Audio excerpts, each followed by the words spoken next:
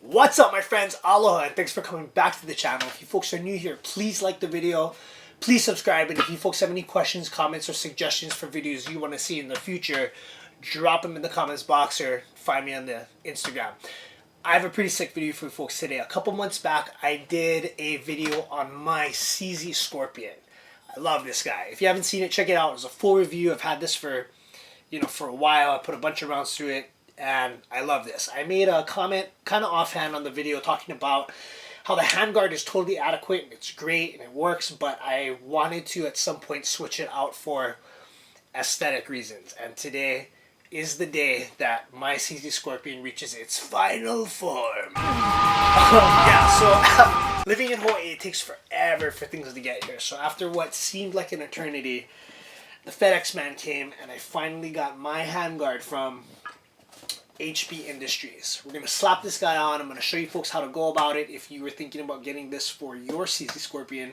I'll tell you what I think about it. We'll take it on the range, we'll shoot it, and that's what we're doing. And we'll go ahead and get started with it now. So, I truth be told, I kind of already halfway did this, and then I was like, oh, I should probably make a video, so I took it off, and most of my screws and everything that are in my Scorpion kind of are already pre-done because, like I said, I did it already, but we're going to go ahead and go through it again for you folks so we can have this moment together. Okay, so in your HB Industries handguard box, you go ahead and pop this guy open.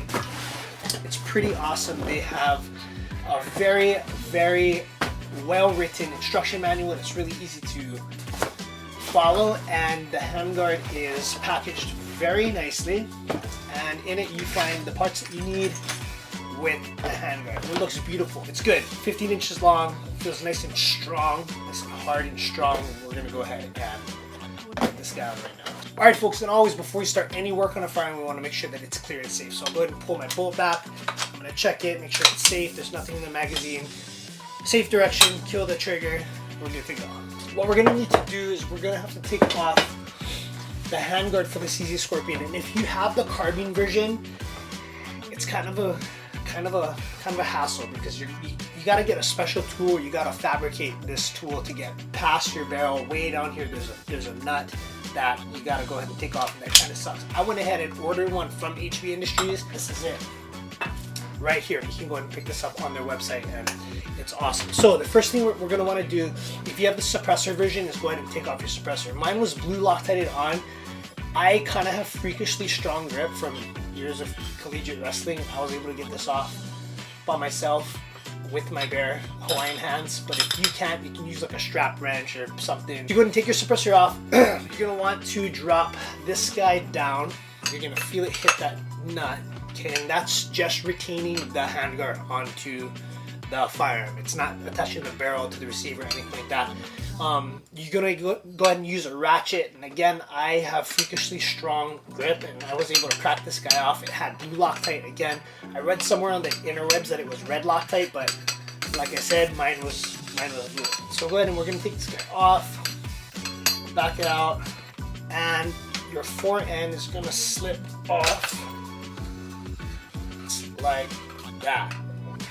Awesome. This would be crazy to kind of shoot it like this. Look kind of weird. Alright, cool. So we'll go ahead and set this on the side. You're going to want to take this big nut out.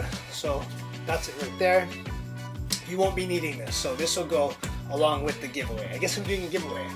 Who knew?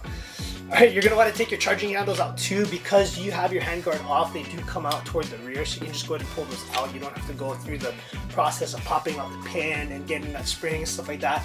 I'm going to move this MOE foregrip onto my new handguard, and I'm also going to keep the factory sights because, like I said in my long review video, the factory sights are awesome and I don't want to change those out.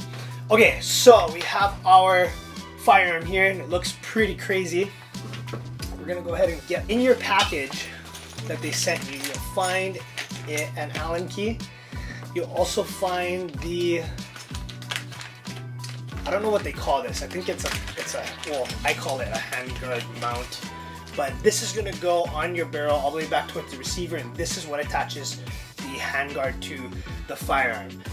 It's made of aluminum. It's very sturdy. It's very well made.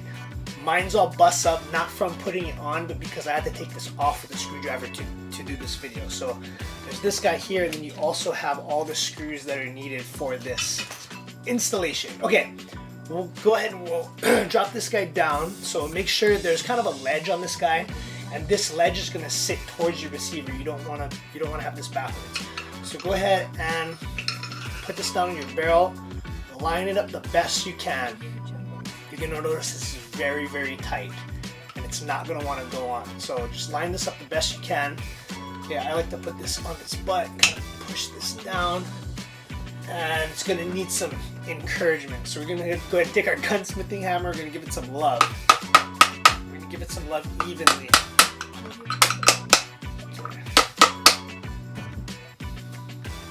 Okay, we just want to make sure that this is set all the way back. That looks good to me. Awesome. Give it some more love.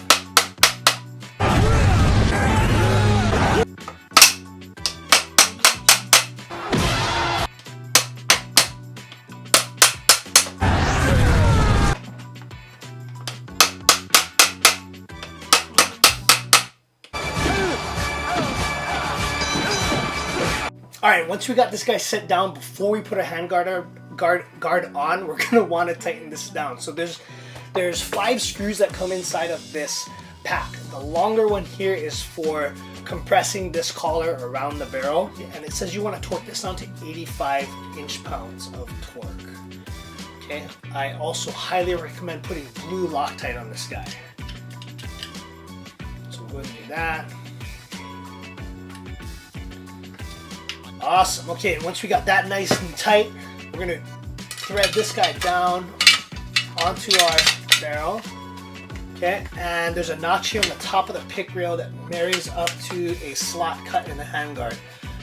So just go ahead and make sure that that's straight. You're gonna want to look inside, make sure screw holes all line up, and they do. It's awesome.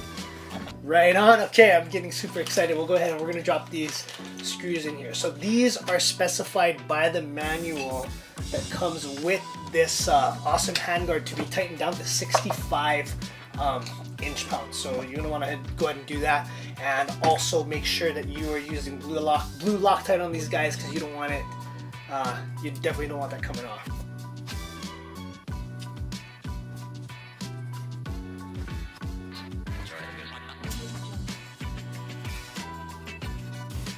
Alright, so we got our handguard on. We're going to go ahead and drop our full suppressor on here, because we can't have real ones in Hawaii.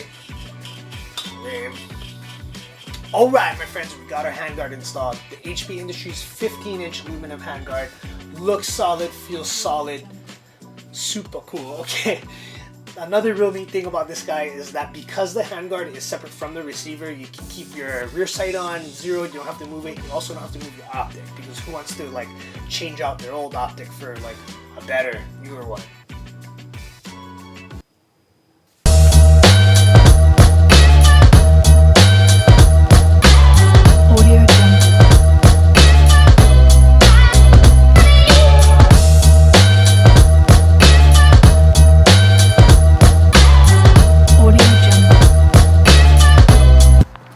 Alright, so I'm liking it. This is my HP Industries aluminum 15-inch handguard. I just stuck this guy on last night in the man cave. We're out here at the range testing it out. So far, I've been through about 2 magazines with this guy, and I've noticed that it is heavier. It's advertised as 15 ounces, almost said pounds.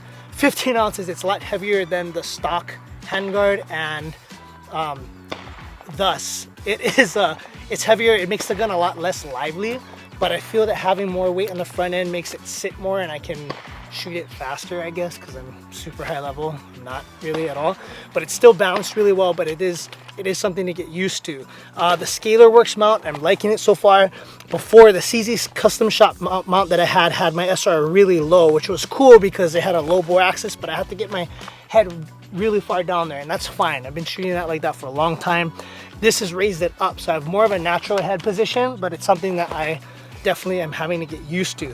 I added an M-Lock Magpul QD slot because I thought my Parker Mountain machining mounts wouldn't fit, but they went right on there, and that was fine. But now I have one on the left side if somebody's going to shoot this guy right-handed, and I got one for me if I'm going to shoot it left-handed. The Manacor Arms switchback charging handle I have on here, it doesn't switch back I think that's just because this, you know, the switchback was more designed for like the Tavors and stuff, I'm assuming, and they rolled it over to the Scorpion, so this doesn't switch back when you, oh, I just caused a malfunction. When you charge it, it doesn't fold back on its own, which is fine because I'm gonna have to get a new charging handle anyway. Like the manual says for the HP Industries aluminum handguard, they tell you to run polymer charging handles just because it interfaces better with the aluminum. This being metal, it kind of grinds on it. I'm not too worried about that, but it's not as smooth, and everybody likes smooth. But yeah, we'll go ahead and shoot this guy a couple more times with my so 80s double mag coupler I got here. But yeah, we'll shoot a little more and close up the video.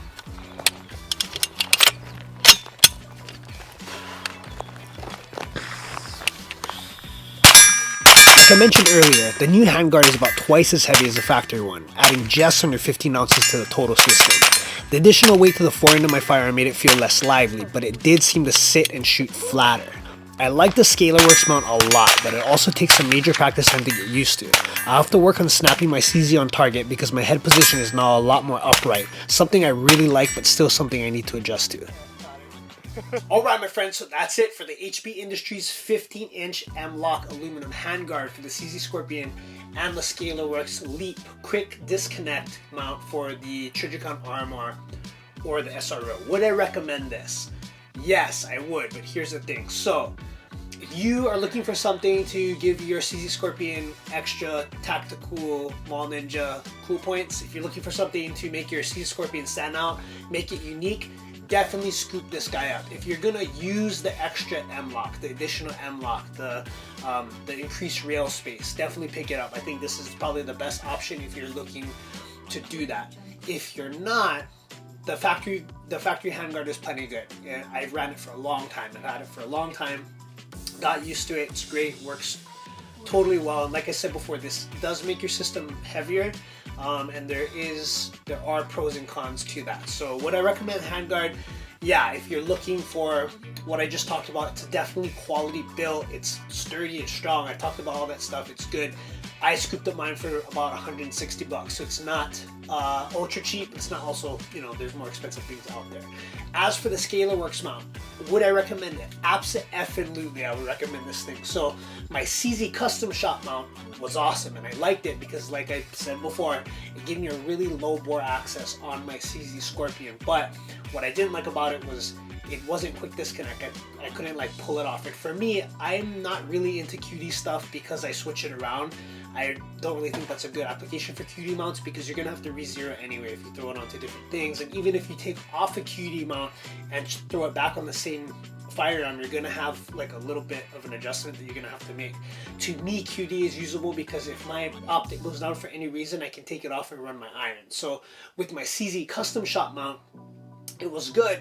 I could still see through my optic if, you know, if my battery died, my dot stopped working, I could see through my optic and use my irons. But if, you know, I got mud on it or dirt or whatever, even if I like wiped it off, it was still all like chochi and gross and cloudy, and I really couldn't see the front sight. So I wanted the capability to just rip this guy off if for whatever reason it stopped working. So the ScalarWorks mount gives me that capability. I'm also able to look underneath the mount and see you know, my irons. It is a real small space, so if you're going to be using your backups a lot, I don't, you know, some people really want to have that ability to look behind, I would go with the next size up. So this is the ScalarWorks Absolute Co-Witness mount, 147 I think, and they have one more that's taller. So go for that if you're looking for, you know, you want to be able to really use your irons.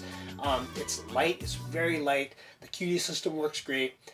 It's awesome. So what I recommend the ScalarWorks quick disconnect leap mount for the Armor, I absolutely would.